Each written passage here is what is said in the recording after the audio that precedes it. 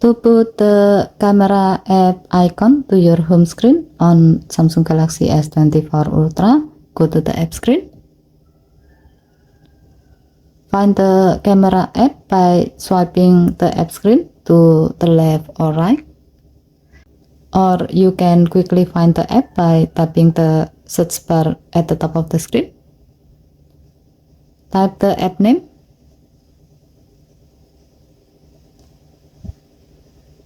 Long tap the camera app icon. And then tap Add to Home.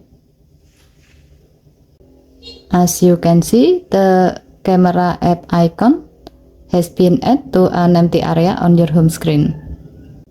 If needed, you can drag and drop the camera app icon to change its position.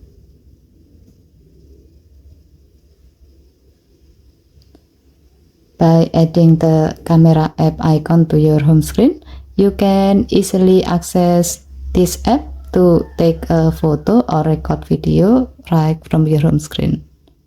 Okay, thank you for watching. Please help to like and subscribe. Have a nice day.